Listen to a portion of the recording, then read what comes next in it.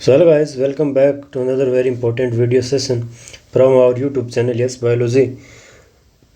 मेरा नाम है धर्मपाल डाका and this particular video session we will talking about the very first lecture of locomotion and movement, starting from the very basic thing, and the most basic thing about the any chapter is definition. So let's talk about the definition of locomotion. Locomotion is the voluntary movements resulting in a change in location. यानी locomotion क्या है? ऐच्छिक गति जो कि location change करने में, location बदलने में सहायता करता है लोकोमोशन। और all locomotion are the movement but all movement are not locomotion.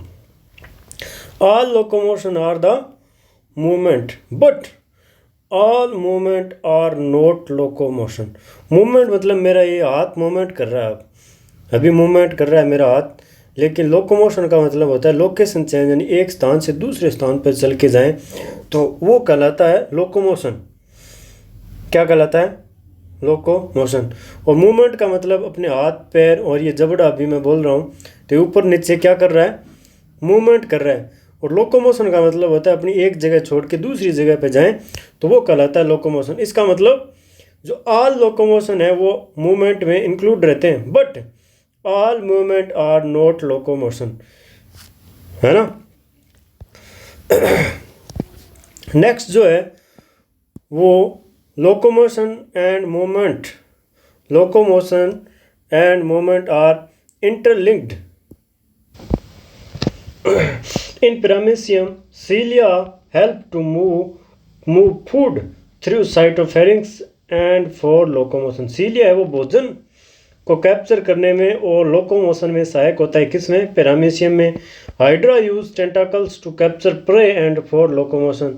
ये हाइड्रा जो है वो प्रे को कैप्चर करने में यानी पकड़ने में, प्रे को पकड़ने में यानी सहायता करता है। और इसी प्रकार लोकोमोशन में भी टेंटाकल्स पाए जाते हैं, वो इसकी हेल्प करते हैं।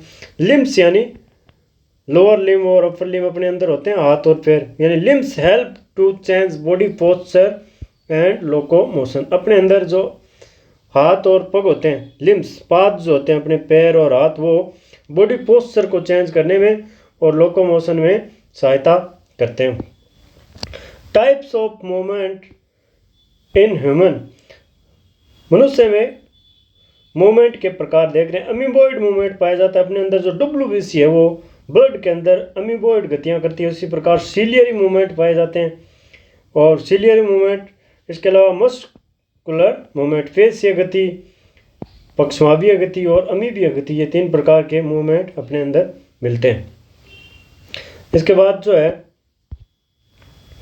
वह amoeboid movement. First of all किसके बारे में पढ़ेंगे? हम अमीबॉइड गति के बारे में पढ़ेंगे। By pseudopodia formed by streaming of protoplasm. तो अमीबॉइड मूवमेंट पाया जाता है। मैक्रोफेज और ल्यूकोसाइट जो WBC है वो अमीबॉइड गति दर्शाते हैं। किसके द्वारा? सूडोपोडिया के निर्माण द्वारा। सूडोपोडिया का निर्माण किया जाता है स्ट्रीमिंग ऑफ प्रोटोप्लाज्म के द्वारा। सूडोपोडिया के निर्माण में cytoskeletal element like microfilament, actin, protein वगैरह वो भी सूडोपोडिया के फॉर्मेशन में हेल्प करते हैं। तो अमीबॉइड गति कौन दर्शाता है? मैक्रोफेज और ल्यूकोसाइट, जो कि WBC के प्रकार है। जब कोई बैक्टीरिया अपने ब्लड में चला जाता है तो WBC उस बैक्टीरिया का भक्षण करने के लिए कौन सी गति दर्शाता है? अमीबॉइड मूवमेंट दर्शाता है। इसके बाद सीलियरी मूवमेंट दर्शाया जाता है। किसके द्वारा? सीलिया के द्वारा। कौन सा movement? Ciliary movement. Cilia in trachea, अपनी जो श्वास नली है ट्रेकिया, उसमें कोई फॉरिजन सब्सटेंस आ जाता है, धूल मिट्टी के कण या कोई सूक्ष्म जीव अगर सांस के साथ अंदर चला जाता है ट्रेकिया में, तो ट्रेकिया में सीलिया पाए जाते हैं जो सीलियरी मूवमेंट करते हैं। इसके अलावा ओविडक्ट यानी अंडवाहिका में जो ओवा है वहाँ भी अंडाणु जो है वो सीलियरी गति करता है, वहाँ पे भी सीलिया पाए जाते हैं। तो ट्रेकिया की इनर लाइनिंग में क्या पाए जाते हैं? सीलिया, और वो करते हैं सीलियरी मूवमेंट।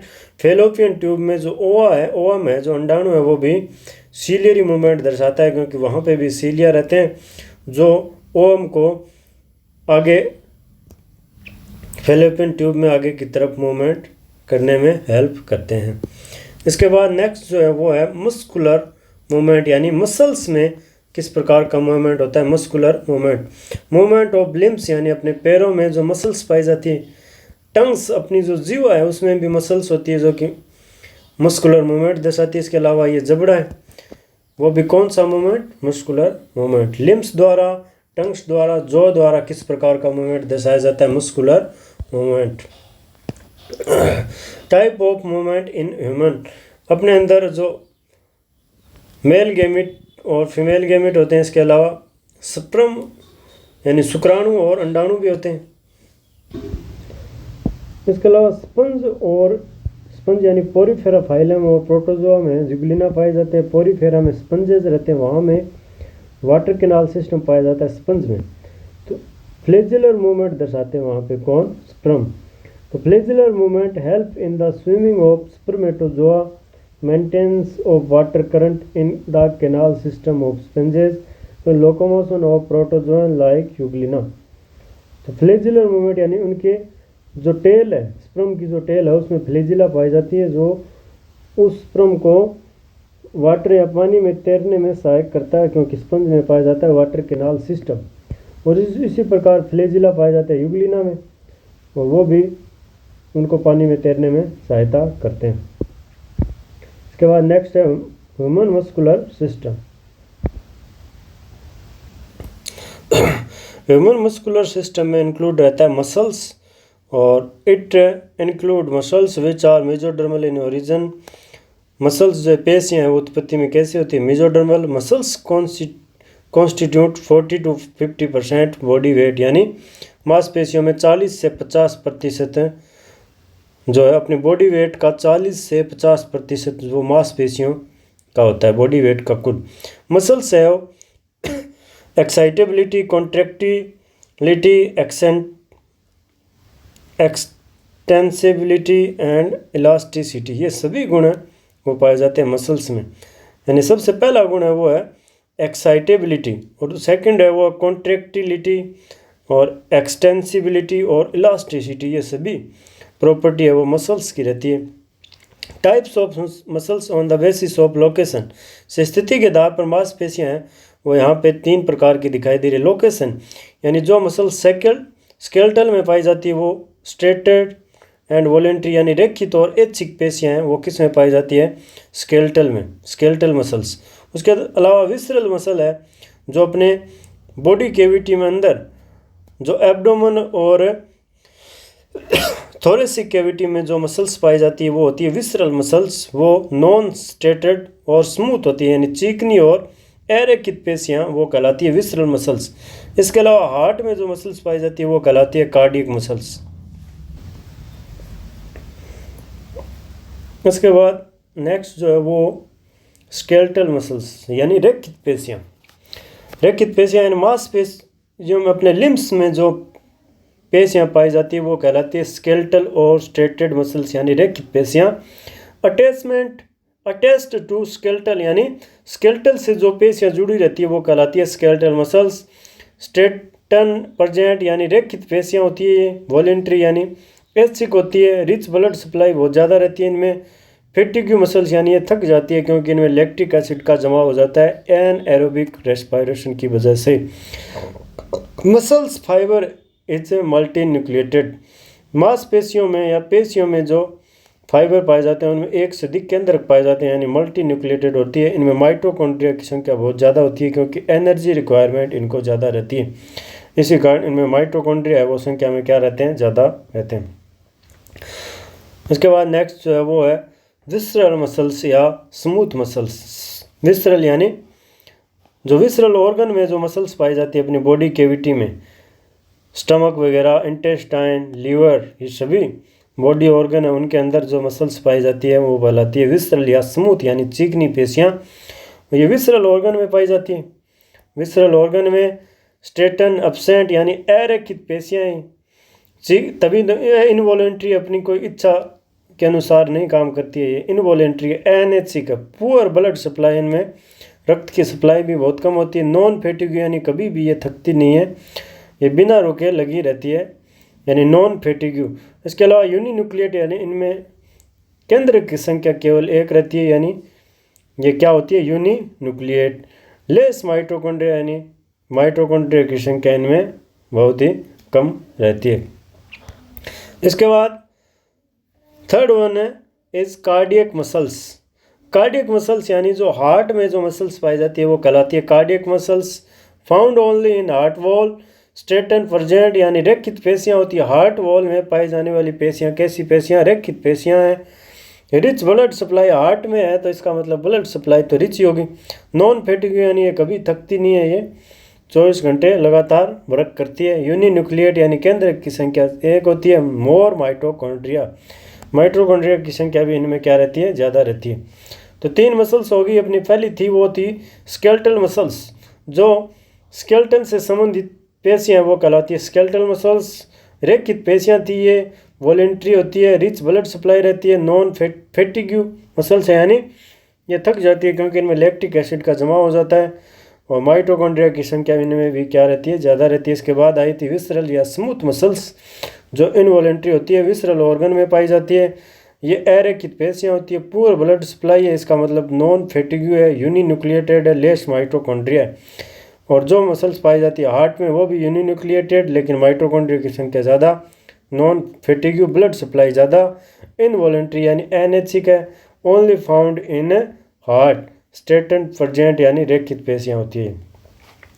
इसके बाद तीनों में कंपैरिजन है। तीनों मसल्स पढ़ी है हमने, 3 प्रकार की पेशियाँ, तीनों में comparison at a glance. Skeletal muscles पढ़ी थी सबसे पहले हमने, उसके बाद visceral muscles, third one is cardiac muscle. Attachment to skeletal, skeletal से जुड़ी रहती है वो कहलाती है स्केलेटल मसल्स। जो विसरल ऑर्गन से कनेक्ट रहती है वो कहलाती है विसरल मसल्स। जो हार्ट की वॉल में पाई जाती है वो कहलाती है कार्डियक मसल्स। स्ट्रेटन फर्जेंट यानी रेखित पेशियाँ होती है, स्केलेटल मसल्स है वो रेखित पेशियाँ। ये अरेखित पेशियाँ विसरल मसल्स है वो होती है अरेखित यानी स्ट्रेटन फर्जेंट या अपसेंट। इसके बाद कार्डियक मसल है, उनमें भी किसी प्रकार की है ना लाइन वगैरह अपसेंट रहती है, यानी वो स्ट्रेटन फर्जेंट है। इसका मतलब वो कार्डियक मसल है वो भी क्या है, रेखित पेशियाँ है, अपनी इच्छा के अनुसार कार्य करती है केवल स्केलेटल मसल्स। इसका मतलब ये वॉलेंट्री होती है। विसरल मसल्स है उन पे अपनी कोई अपनी इच्छा अनुसार वो वर्क नहीं करती है, इसका मतलब वो रहती है इनवॉलेंट्री। हार्ट मसल्स है वो भी है इनवॉलेंट्री। रेखित पेशियों में स्केलेटल मसल्स में ब्लड की सप्लाई बहुत ज़्यादा रहती है, और विसरल ऑर्गन में जो मसल्स पाई जाती है वहाँ पुअर ब्लड सप्लाई, और हार्ट की वाल में जो मसल्स पाई जाती है वहाँ रिच ब्लड सप्लाई। ये फैटिग्यू मसल्स है यानी ये थक जाती है। ये दोनों है वो नॉन फैटिग्यू यानी इनमें कभी भी थकती नहीं है, ये 24 घंटे वर्क करती है। ये यूनिन्यूक्लिएटेड, ये भी यूनिन्यूक्लिएटेड, लेकिन स्केलेटल मसल्स रहती है मल्टीन्यूक्लिएटेड। मोर माइटोकॉन्ड्रिया, इनमें भी लेस माइटोकॉन्ड्रिया, इनमें मोर माइटोकॉन्ड्रिया। इसके बाद नेक्स्ट जो है structure of the striated muscles यानी रेखित पेशियों की संरचना। तो रेखित पेशियों की संरचना को देखें तो skeletal muscles is made of many muscles bundle. ये अपने को विभिन्न मसल्स के बंडल दिखाई दे रहे हैं। ये अनदर बंडल, ये सभी बंडल कहलाते हैं फेसिकल्स। ये सभी बंडल का क्या कहलाते हैं, फेसिकल्स। मसल्स बंडल को क्या बोलते हैं, फेसिकल्स। वो फेसिकल्स है वो आपस में जुड़े रहते हैं, कोलेजन्स कनेक्टिव टिश्यू, और वो कहलाती है फेसिया। क्या कहलाती है, FASCIA, फेसिया। ये सभी बंडल फेसिकल आपस में जुड़े रहते हैं, किसके द्वारा, फेसिया द्वारा आपस में जुड़े रहते हैं। Each fascicle contain many muscles fibre. ये जो फेसिकल है इसके अंदर ये संरचना में देख सकते हैं हम, फेसिकल है ये एक फेसिकल है। इस फेसिकल के अंदर कई सारे क्या रहते हैं, मसल्स फाइबर है। ये क्या है, muscles fiber. Each fascicle contain many muscles fiber. और मसल्स फाइबर है इसके चारों तरफ किसकी लेयर पाई जाती है, plasma. Muscles fiber are lined by plasma membrane, और प्लाज्मा मेम्ब्रेन को बोलते हैं सार्कोलेमा, इनक्लोजिंग द सार्कोप्लाज्म। और इस सार्कोलेमा के अंदर क्या भरा रहता है, सार्कोप्लाज्म।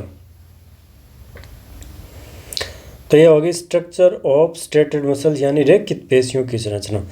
रेखित पेशियों में अनेक मसल्स बंडल रहते हैं जिनको बोलते हैं फेसिकल। क्या बोलते हैं? फेसिकल। अनेक बंडल रहते हैं जिनको बोलते हैं फेसिकल। फेसिकल आपस में फेसिया द्वारा जुड़े रहते हैं और प्रत्येक फेसिकल है उसके अंदर मैनी मसल्स फाइबर पाए जाते हैं। ईच फेसिकल के अंदर मैनी मसल्स फाइबर पाए जाते हैं। मसल्स फाइबर है वो लाइंड बाई रहते हैं प्लाज्मा मेम्ब्रेन जिनको बोलते हैं सार्कोलेमा और इसके अंदर भरा रहता है सार्कोप्लाज्म। तो ये जैसे ये मसल्स फेसिकल है, ये फेसिकल आपको दिखाई दे रहे हैं, ये फेसिकल मसल्स का क्या है? ये फेसिकल। और ईच फेसिकल के अंदर क्या भरे रहते हैं? ईच फेसिकल आपस में फेसिया द्वारा जुड़े और प्रत्येक फेसिकल है उसके अंदर कितने सारे बंडल? Many muscles fibre. ये मसल्स फाइबर है, ये रहे मैनी मसल्स है फाइबर। इस मसल्स फाइबर को देखें ध्यान से, तो मसल्स फाइबर के अंदर भरा रहता है क्या? मसल्स फाइबर के अंदर each fascicle contain many muscles fiber. Muscles fiber are lined by plasma membrane. Muscles fiber के चारों तरफ की जो मेम्ब्रेन है उसको बोलते हैं प्लाज्मा मेम्ब्रेन को सार्कोलेमा, और इस सार्कोलेमा के अंदर भरा रहता है सार्कोप्लाज्म। चलिए आज के लिए इतना रखते हैं, बाकी जो है नेक्स्ट क्लास में कंटिन्यू करेंगे। तब तक के लिए जय हिंद, जय भारत।